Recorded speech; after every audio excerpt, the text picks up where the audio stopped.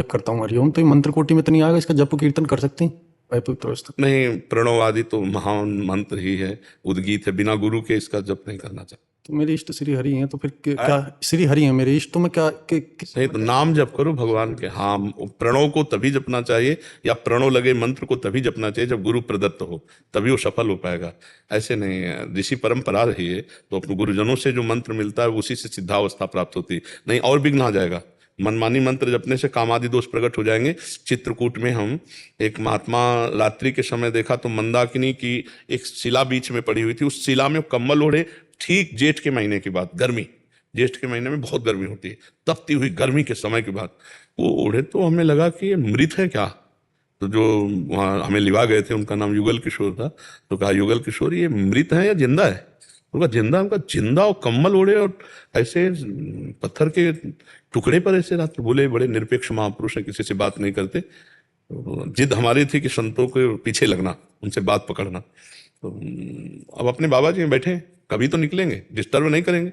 और वो निकले, 2-2:30 बजे निकले, जो ही निकले बस पीछे घूम पड़े। दंडवत महाराज जी, दंडवत महाराज जी, 1 मिनट बस महाराज जी, 1 मिनट समय। आप जैसे गुरुजन समय नहीं देंगे तो वो हेर भी नहीं रहे। हमको आप जैसे गुरुजन समय नहीं देंगे तो हम जैसे साधुकों का क्या होगा। महाराज जी 1 मिनट, बस 1 मिनट दे दीजिए। जो ही पूछे पीछे मुड़े, कमर हटाया तो जैसे सूर्य उदय हो गया, तेजो में चेहरा, क्योंकि अखंड ब्रह्मचारी और निरंतर भजन परायण।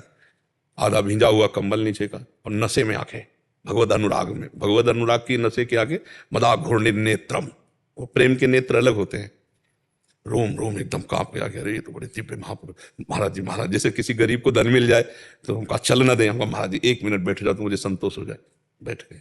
गले में कंठी थी, वैष्णो कंठी, ये वृंदा सखी तुलसी की, तो इससे पहचान लग गया कि कोई वैष्णव। महाराज जी आप वैष्णव? तो महाराज जी पहला प्रश्न है कि आप शिला पे क्यों लेटते हैं रात्रि में? ऐसी त्रिकोण शिला है, तो उनका जन समाज से बचने के लिए। आप कंबल बराबर ओढ़े रहते हैं? बोले अभ्यास है, यह अभ्यास है।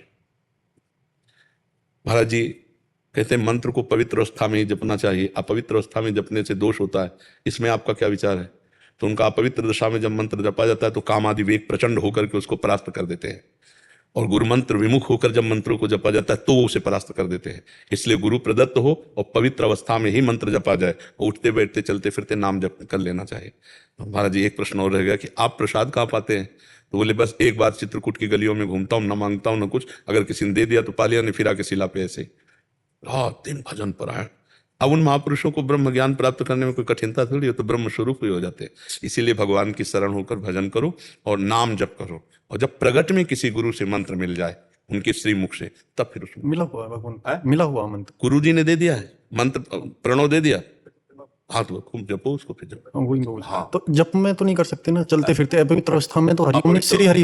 हाँ हाँ, प्रणव अपवित्र अवस्था में नहीं जपना चाहिए, उसे चलते फिरते भी जप सकते हैं, पर जब पवित्र हो, वस्त्र पवित्र हो, आप पवित्र हो और पादुका ना हो।